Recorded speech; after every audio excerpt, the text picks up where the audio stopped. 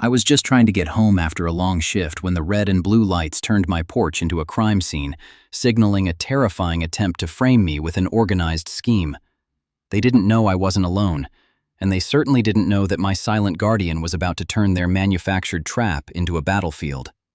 The gravel crunched under the heavy tires of the cruiser as it blocked my driveway, the spotlight cutting through the darkness like a jagged blade.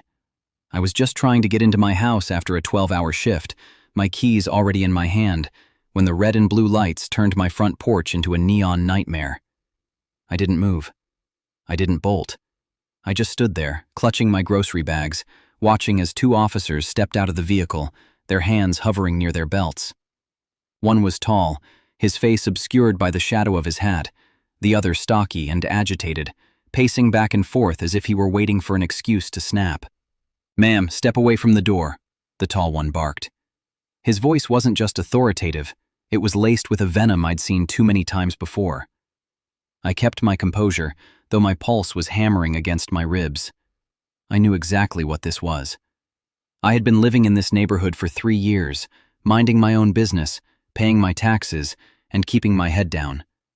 But to them, I was just a target, a variable they hadn't accounted for in their perfect, skewed version of the city. They weren't here for a routine check. They were here because they wanted to turn my life upside down. I slowly set the bags down. "Officer, is there a problem? I have my ID inside." The stocky one spat on the ground, his eyes darting toward the side gate of my house. "We don't care about your ID. We got a report about an organized scheme operating out of this residence. Someone said they saw illegal weapons and heavy crates being moved in here at night." My blood turned to ice. It was a setup. A blatant, terrifying attempt to push a heavy criminal charge onto me. They were fabricating a narrative, one that would land me with an enormous prison term if I didn't play this perfectly. "I have no idea what you're talking about," I said, my voice steady despite the trembling in my knees. "You have no warrant. You have no reason to be on my property." The tall officer stepped closer, his boots heavy and rhythmic. "We don't need a warrant when we have reasonable suspicion of a threat. Step aside or we're going to handle this the hard way." He reached for his handcuffs, the metal clinking with a sound that felt like a death knell. He wanted me to fight back. He wanted me to scream, to run, to give him the justification he needed to use force. But they had forgotten one thing. They had forgotten that I wasn't alone. Deep inside the house, past the heavy steel door, something shifted. It wasn't the sound of a pet stirring. It was the sound of a professional transitioning into an active state of alert. My dog, Coda, had been trained in environments most people couldn't fathom. He had seen the horrors of conflict zones, worked alongside handlers in the toughest conditions, and possessed a sense of intuition that bordered on the supernatural. He was more than a companion. He was a silent, lethal guardian who knew the sound of aggression before it ever reached the threshold. The stocky officer reached for the gate handle, intending to shove his way into my yard. "We're going to search every inch of this place, and if we find even a shred of those restricted substances or that illegal hardware, you're going away for a very long time," he growled. I stood my ground, my heart screaming at me to run, but my feet remained planted. I knew that the second I showed fear, I lost. I held their gaze, refusing to blink, while the air around us grew thick and static, like the moments before a massive thunderstorm hits. Then, the low, guttural vibration started. It wasn't a bark. It was a deep, chest-thumping growl that seemed to rattle the very foundations of the porch. The front door, which I hadn't yet fully closed, began to swing open with a slow, deliberate creak. The officers paused, their eyes shifting from me to the darkness beyond the threshold. Coda emerged. He didn't rush out. He stepped onto the porch with the slow, calculated grace of a predator who had already assessed the threats and found them entirely unworthy of his respect. He stopped right at my side, his eyes locked onto the stocky officer's throat, his muscles coiled like springs under his thick, dark coat. The silence that followed was deafening, broken only by the sharp, rhythmic snap of the porch light flickering, casting a strobe effect on Coda's snarling face. The officers froze, their hands stalling mid-reach, suddenly realizing that the power dynamic had shifted in the blink of an eye. The tall officer's hand slipped from his belt, his bravado replaced by a flicker of genuine, primal terror. And then, from the back of the house, I heard a second sound, a distinct, metallic slide of a window being forced open, followed by the heavy, tactical boots of backup officers moving into my backyard, signaling that this nightmare was only just beginning. The sound of those boots hitting the dirt in my backyard was the final signal that this was no longer a misunderstanding. This was a planned raid. The tall officer, the one who had been doing all the talking, suddenly shifted his weight, his hand hovering inches from his holster. He looked at Kota, then back at me, his eyes wide with a mixture of confusion and raw, unadulterated fear. He hadn't expected the animal. He hadn't expected the discipline. He had expected a cowering woman, not a woman standing shoulder to shoulder with a beast that looked like it had been carved from shadow and resolve. "Get that animal under control," the officer hissed, though the command lacked the bite it held seconds ago. "If that dog moves toward me, I will be forced to use lethal measures. This is your only warning." I didn't answer. I couldn't. Every ounce of my concentration was focused on Kota. I didn't need to give him a command. He knew the scent of a corrupt heart. He had been trained to detect high-stress pheromones, and he knew these men were projecting malice. Behind me, I heard the back door of my kitchen shatter inward. They were inside. My heart spiked. My home was being violated, my sanctuary turned into a crime scene for a manufactured accusation. The vulnerable victim narrative they were trying to weave was unraveling, and I could tell by the way the stocky officer's hand was trembling that he realized he had bitten off more than he could chew. "You're making a massive mistake," I said, my voice cutting through the tension like a razor. "Everything you do here is being recorded by the security system linked directly to my lawyer's cloud drive. You want to plant illegal evidence? You want to frame me for some organized scheme? Go ahead. But understand that once you cross that threshold, there is no coming back." The stocky officer let out a nervous, jagged laugh. "Lawyer? You think a lawyer can help you when you've got this kind of threat on your property? We have reports of dangerous materials, and now you're obstructing justice with a weaponized animal." He took a step forward, his boot crushing one of my flower pots. The sound was like a gunshot in the stillness of the night. Kota didn't flinch. He didn't bark. He just shifted his stance, his front paws sliding half an inch across the wood, his eyes burning with an intelligence that seemed far too human. He was watching the tall officer's right hand. He was calculating the distance. I felt a surge of pride that nearly choked me, followed instantly by a wave of cold dread. If these men decided to open fire, Kota wouldn't stand a chance, no matter how skilled he was. I had to de-escalate, even if every fiber of my being wanted to let them feel the consequences of their arrogance. "If you want to search the house," I said, my voice steadying, "I want the service supervisor present. I want a neutral witness. And I want you to drop the Organized Crime Act because we both know you're here to settle a personal score for your buddies at the station." The tall officer's face darkened, his jaw clenching so hard I thought I heard bone grind. "You think you're smart, don't you? You think because you served, you're untouchable?" He leaned in, his breath smelling of stale coffee and malice. "You're just a statistic waiting to happen." Suddenly, the front door behind me swung open further, and one of the officers from the backyard burst out, his face pale, holding a small metallic object he'd pulled from my utility room.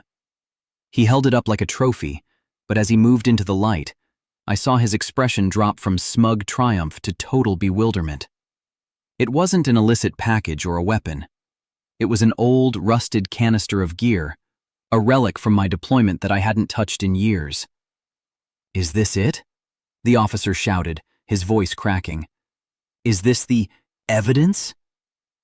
"That's a coffee tin from 2014, you idiot," I spat. But then the situation turned. The tall officer didn't look at the tin. He looked past me, his eyes widening in genuine, paralyzed horror. I felt the hair on the back of my neck stand up. Kota suddenly dropped his stance, his ears pinning back, his low growl turning into a sharp, warning whine. He wasn't looking at the officers anymore. He was looking at the street. The sound of screeching tires echoed through the neighborhood as 3 unmarked black SUVs tore around the corner, their lights off, barreling toward us at breakneck speed. The officers in my yard scrambled back, dropping their flashlights, suddenly looking like frightened children. "They aren't supposed to be here yet," the tall officer whispered, his face draining of all color. "What did you do?" I looked at him, confused, but then I saw the men jumping out of the SUVs. They weren't police. They were wearing black tactical gear with no department insignias, and they were carrying weapons that made the officers' sidearms look like toys. They weren't here for me. They were here for the men standing on my porch. And as the leader of this new, shadowy unit raised a hand to signal his men, I realized with a sickening jolt that I was caught in the middle of a war I didn't even know existed. The lead man stepped into the porch light, his face cold and familiar, and that's when I realized who he was. He was the man I had testified against 5 years ago, the one who had sworn to hunt me down the day he was released. The air turned frigid as the man stepped into the yellow pool of the porch light. It was Marcus, the former intelligence officer whose career I had dismantled during the tribunal. I remembered the cold, clinical way he looked at me back then, and I saw that same soul-deep malice burning in his eyes now. He wasn't wearing a uniform anymore. He was dressed in charcoal tactical gear, his presence radiating an authority that made the local police officers look like schoolboys playing dress-up. The tall cop who had been harassing me, the one who thought he was the apex predator on my front lawn, suddenly looked like a trapped rat. He fumbled for his radio, his fingers slipping, but Marcus didn't even bother to draw his weapon. He just held up a hand, and the 2 men who had flanked him instantly leveled their gear at the officers. "Step away from the asset," Marcus commanded, his voice a low, raspy velvet that chilled me to the bone. The stocky cop blinked, his face twisting in confusion. "Asset? What the hell are you talking about? We're conducting an investigation. This woman is connected to a criminal network and we—" "You're a footnote in a story you don't understand," Marcus interrupted, his eyes shifting to me. He didn't even acknowledge the officer's presence anymore. They were irrelevant. "Sarah, it's been a long time. You always did have a knack for being in the wrong place at the exact right moment." Coda was pressed against my leg, his fur bristling like needles. He could feel the shift in the pressure, not the tactical, controlled pressure of the police, but the chaotic, unpredictable aura of a man who played by his own rules. Coda's whine grew into a sharp, piercing sound, a warning that echoed through the quiet street. He knew. He knew that the man standing 10 feet away was a threat greater than any uniform could ever pose. "I have nothing to say to you, Marcus," I said, forcing my voice to stay even, though my hands were shaking. "If you think you can walk onto my property and threaten me, you've forgotten what I'm capable of." Marcus chuckled, a dry, humorless sound. "I haven't forgotten anything, Sarah. That's why I'm here. We've been watching your little life, waiting to see if you'd finally break. And look at you, cornered by local law enforcement, trying to protect a house that's about to become a ghost town. You really thought they were just cops, didn't you? You thought this was just a petty harassment case." My stomach dropped. "What are you talking about?"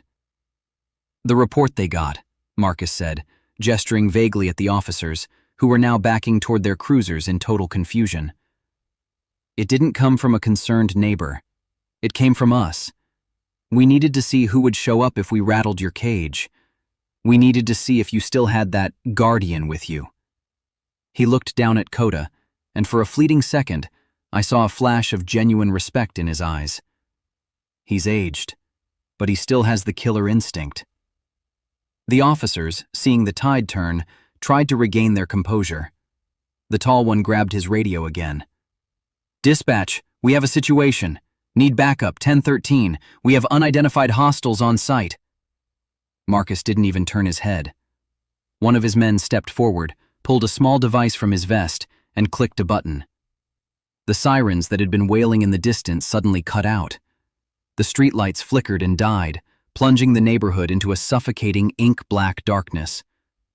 The only light left was the dim, flickering bulb on my porch, which was dying its own slow death. "Nobody is coming for you, officer," Marcus said into the dark. "And nobody is coming for her. This is a private matter now." I realized then that this wasn't just about me or the past. This was a setup to turn my home into a black site where they could operate without eyes. I felt a cold metal edge graze my back, a hidden compartment in my own wall that Coda had been trained to guard. It wasn't full of illegal substances. It was full of the data I had stolen from Marcus's unit years ago. The evidence that proved he was part of the very organized scheme he claimed to be fighting. "You want the drive?" I whispered, my voice barely audible. "You want to finish what you started?" Marcus stepped into the light, his shadow stretching long and distorted across the wood. "I want the drive, and I want the dog. You're just a loose end, Sarah, and it's time to tie it off." As he moved closer, Coda lunged. It was a blur of movement, a tactical, calculated strike that I had spent years refining with him. But Marcus was prepared. He pulled something from his belt, a device that emitted a high-frequency pulse that sent Coda tumbling backward with a pained yelp. My heart shattered. I scrambled to reach for him, but a heavy hand slammed into my shoulder, pinning me against the doorframe. The porch light gave one final, violent flicker and shattered into total darkness. And in that instant, the front door behind me, the door I thought was locked, began to groan and yield as someone from inside my house kicked it open from behind, revealing that I wasn't just cornered from the street. The real threat was waiting in my own living room. The splintering of wood echoed through the night as my back door was kicked inward, and a tall, shadowed figure stepped from my own kitchen into the hallway. I felt the breath leave my lungs in a sharp gasp. It was someone I recognized, my neighbor, Mr. Henderson, who for years had been the kindly, elderly man who watched my house while I was away. But now, his posture was wrong. He wasn't hunched. He stood with a predatory straightness, holding a sleek, dark device that hummed with a low-frequency vibration. He wasn't a retired teacher. He was a sleeper agent, placed right under my nose, waiting for the signal to finalize the trap. "Drop it, Sarah." Henderson's voice was devoid of its usual warmth. It was flat, cold, and professional. Outside, Marcus stood in the darkness, watching, a smirk playing on his lips. "You always were too sentimental about the people around you, Sarah. You never suspected the old man, did you? You never suspected anyone." I was caught in a pincer movement. Behind me, Henderson was closing the distance, his movements precise and lethal. Ahead, Marcus had Coda pinned with that cursed frequency emitter. Coda was struggling to his feet, his limbs shaking from the neurological overload, but his eyes remained locked on me. He wasn't trying to flee. He was waiting for a command that would turn his pain into fuel. I knew the training. If I went down, he would fight to the last breath. I couldn't let that happen. "Coda, stand down!" I shouted, my voice cracking under the pressure. The dog froze, his ears twitching as he looked at me, torn between his instinct to protect and his core command to obey. "Smart girl," Marcus said, stepping onto the porch. The tactical team behind him fanned out, sealing off the perimeter. "Give us the drive. We have no interest in making this messy, though we will if you insist." I backed away, retreating into my own living room, my hand sliding toward a concealed panel beneath the bookshelf, a secret I had kept even from myself until this moment. My fingers brushed the cold steel of a small remote. I had long ago anticipated a day like this, a day where my past would finally catch up with me. I didn't have weapons, but I had something far more destructive. A dead man's switch for the digital records stored in my vault. If I triggered it, the evidence of Marcus's entire organized scheme would be blasted to every major news outlet and law enforcement agency in the country. "You think you've won," I said, backing into the shadows of the living room. "But you've made one fatal error. You assumed I was hiding the drive here for safekeeping. You forgot that I was trained to use the information, not just hoard it." Henderson hesitated, his eyes flicking toward the bookshelf. He knew. He realized that I had already initiated the upload. The light on the small remote in my palm began to pulse a soft, rhythmic green. "Get her!" Marcus roared, his composure finally snapping. Henderson lunged, but he was a fraction of a second too slow. Coda, sensing my distress and realizing the command had changed, let out a thunderous primal roar that seemed to shake the very rafters of the house. He threw himself at Henderson, a blur of muscle and fury, slamming into the man with the force of a battering ram. The frequency emitter clattered to the floor, skittering into the darkness. The chaos erupted. The tactical team outside surged toward the doorway, but I was already moving. I dove behind the heavy oak desk, slamming my hand down on the remote just as a flashbang grenade was tossed into the room. The world turned white. The roar of the explosion was deafening, ringing in my ears like a scream. As my vision blurred and the room dissolved into a cloud of smoke and splintered wood, I heard Marcus shouting orders, his voice sounding like it was coming from under a mile of water. My hands were searching, feeling for the cold weight of the canister I had stashed underneath the flooring. I found it, gripped it tight, and felt the sudden, icy draft of the back door being ripped off its hinges. Through the haze, I saw Coda standing over Henderson, his teeth bared, guarding me even as he took heavy fire from the doorway. He was bleeding, his coat stained with a dark patch, but he didn't retreat. He looked back at me, his eyes wide and pleading, as if asking for the one thing I couldn't give him: an escape.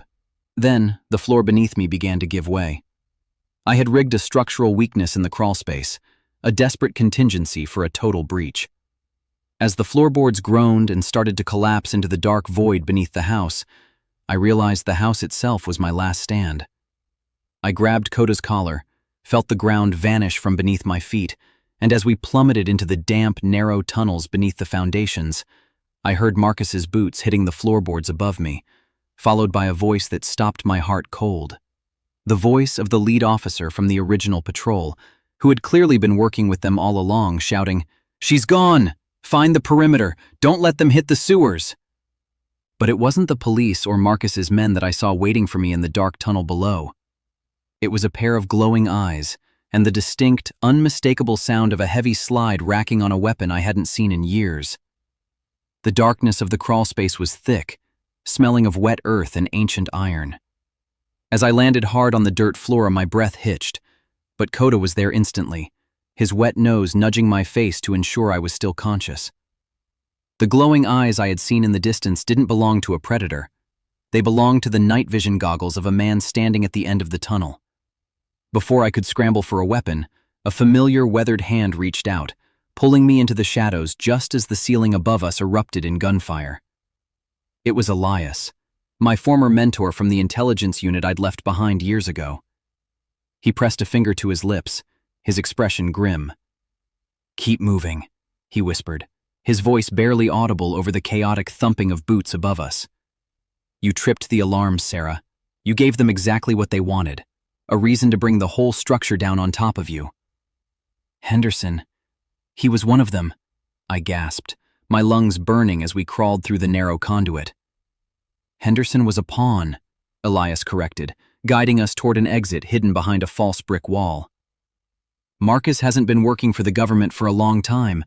He's been running an independent, organized scheme to liquidate assets, including people like you, who knew too much about his early operations. He wanted you to activate the drive. He wanted to track the signal to its source." My heart sank. "If the drive is live, he's tracking it." "He's tracking the cloud server," Elias said, pausing to hand me a burner phone. "But he's not tracking the local copy. You've got the physical data in your hand. That's what he's terrified of. If that evidence reaches the internal review board, his entire network is exposed." We emerged into the alleyway behind my house, the cold night air hitting my face like a slap. Behind us, the house was a hive of frantic activity. Marcus's men were tearing through the living room, tearing up the floorboards where we had just been, oblivious to the fact that they were chasing a ghost. "What now?" I asked, looking down at Coda. He was limping, but he stayed close, his ears twitching at every sound. "Now, we finish it," Elias said. He handed me a tablet. "The upload I initiated from the van outside hasn't fully cleared yet. If we get to the central transmitter on the radio tower 3 miles east, We can boost the signal and broadcast the decrypted files directly to the internal security hub. They won't be able to ignore it. The journey to the radio tower was a blur of adrenaline and tactical maneuvers. We moved through the back streets, avoiding the patrols that Marcus had deployed. I realized then that the local police who had first arrived at my house had been compromised, bought and paid for by Marcus's organization. They weren't law enforcement. They were the enforcement arm of a criminal empire. When we reached the tower, the base was guarded by 2 of Marcus's men. Kota didn't wait for a command. He moved like a shadow, a silent, lethal force that took down the first guard before he could even raise his weapon. I moved in behind him, using the training I'd tried to suppress, disabling the second guard with a precision that felt both terrifying and familiar. We climbed the ladder, the wind whipping at our faces as we reached the transmission deck. I connected the drive. The screen flashed. Upload progress, 45%. We're almost there, I breathed. Suddenly, a helicopter banked hard around the tower, its spotlight blinding us. Marcus's voice boomed over a loudspeaker, echoing across the city. "Sarah, it's over. The upload will be intercepted. There's nowhere to go." "He's bluffing," Elias said, working the console. "He can't intercept a direct hardline transmission, but he can try to destroy the tower." As the helicopter prepared to fire, I looked at Kota. He looked at me, his tail giving one small, defiant wag. I knew what I had to do. I didn't reach for a weapon. I reached for the override protocol. I wasn't just sending the data to the security board. I was sending it to every media outlet in the country simultaneously. Upload progress, 99%. 100%. "It's done," I whispered. The sound of sirens filled the night.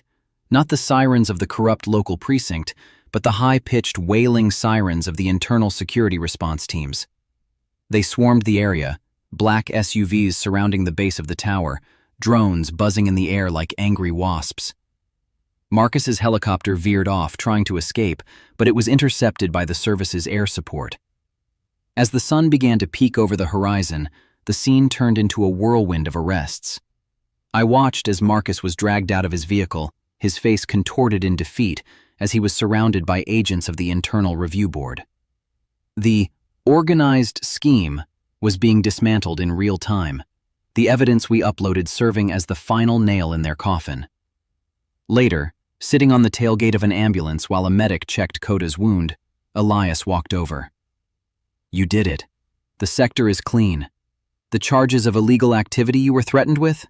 They've been expunged. You're free, Sarah." I looked at Kota, who was finally resting his head on my lap, his eyes closed, his breathing deep and steady. The nightmare was over. I had been cornered, framed, and hunted, but I had come out the other side with my life, my freedom, and the truth. As the investigators hauled away the last of the evidence, I looked at the city skyline, feeling the weight of the past finally lift. I wasn't an asset anymore. I wasn't a target. I was just myself. And for the first time in years, the future didn't look like a threat. It looked like a blank page.